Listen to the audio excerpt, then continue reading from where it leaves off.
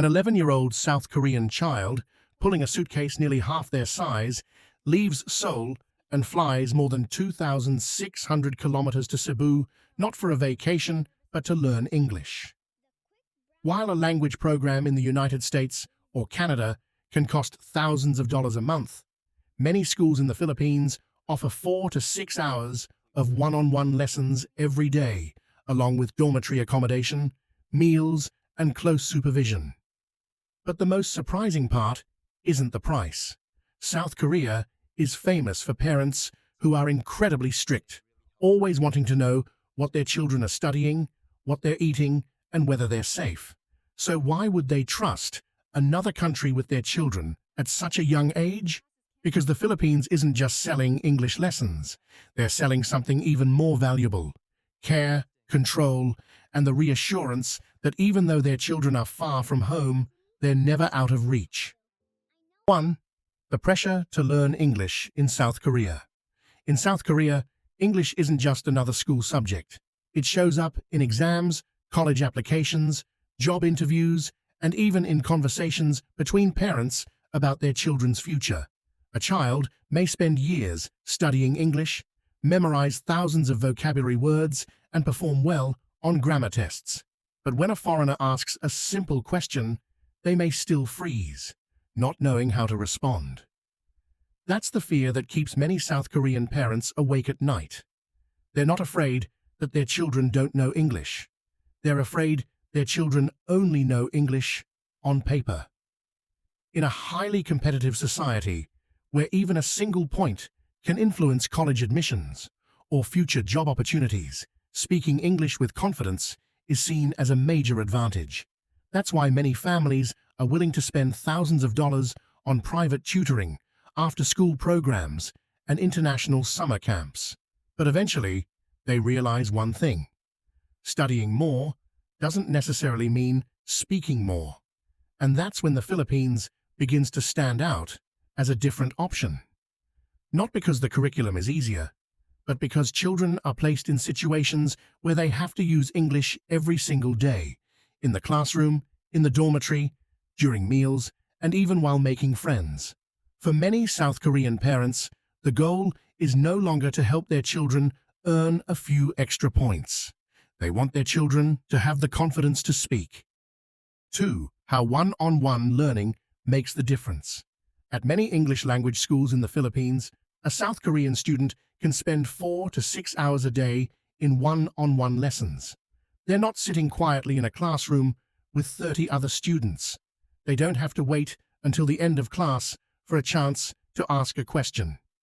Every pronunciation mistake, every hesitant answer, and every habit of translating from Korean into English is noticed and corrected immediately by the teacher.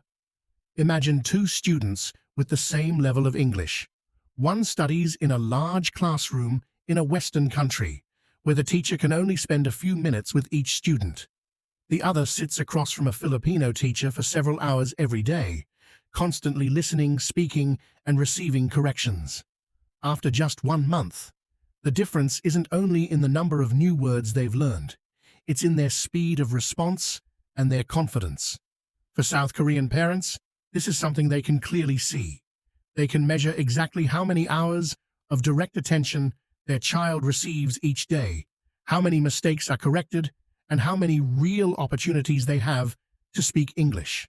In the United States, Canada, or Australia, this kind of intensive one-on-one instruction usually comes with a very high price tag. In the Philippines, it's a standard part of many ESL programs, and that's when low tuition stops being the biggest selling point. What parents are really paying for is attention that is almost entirely focused on their child. 3. Parents feel their children are far away, yet still within reach. Imagine a South Korean mother named Jiun. Her son, Min-ho, is just 12 years old and is leaving home for the first time to study in Cebu for 8 weeks. The night before his flight, Jiun barely sleeps.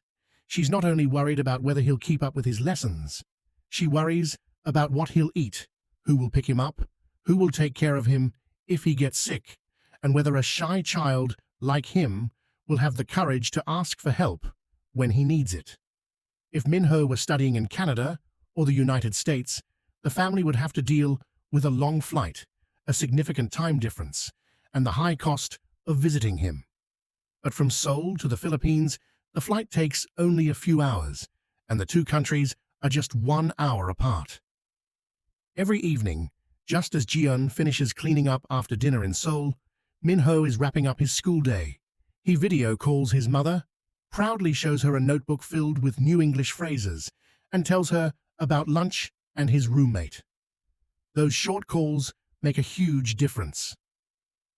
The Philippines is far enough away for a child to begin learning independence, yet close enough that parents never feel they've completely lost control. For many South Korean families, this isn't a minor detail. It's the line between staying home overwhelmed with worry and having the confidence to say, "Okay, you can go." 4. A system built for Asian students. What gives many South Korean parents peace of mind isn't just the number of class hours, it's the way the entire system is built around students' daily lives. At many schools in the Philippines, every part of the day is carefully structured.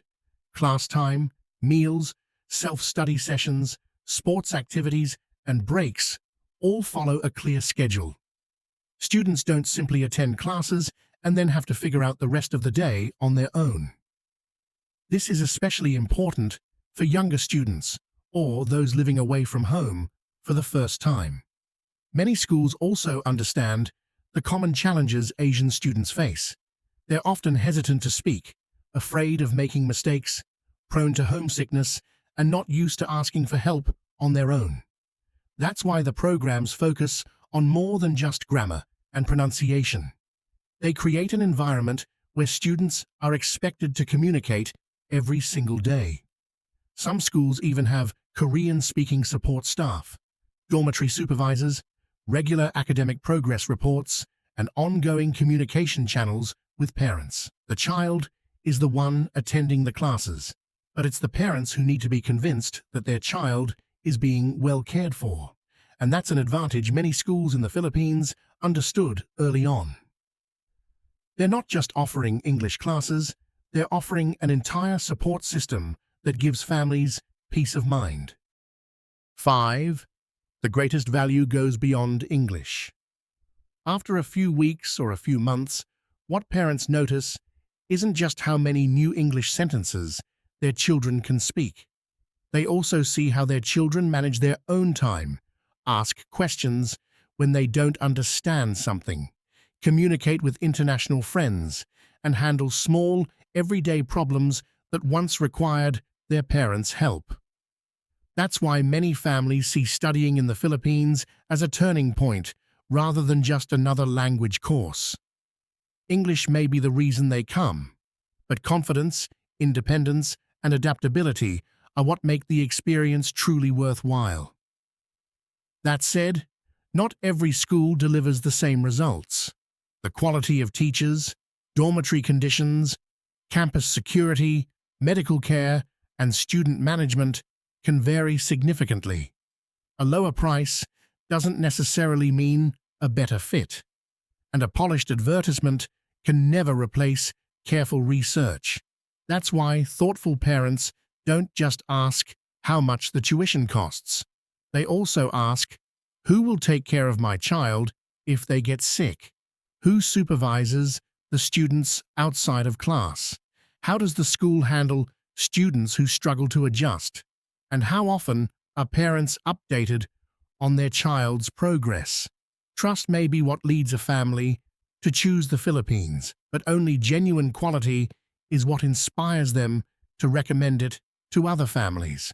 South Korean parents don't choose the Philippines simply because it's more affordable than the United States, Canada, or Australia. They choose it because their children receive more personalized instruction, more care, and remain close enough that the family can always feel reassured. What the Philippines offers isn't just better English skills, it also gives children confidence, independence, and a sense of maturity that many would never develop by staying in a traditional classroom. And perhaps that's something Filipinos can truly be proud of. Their country doesn't just teach a language. It provides an environment where families from around the world are willing to entrust their children's future. Thank you for watching. See you in the next story.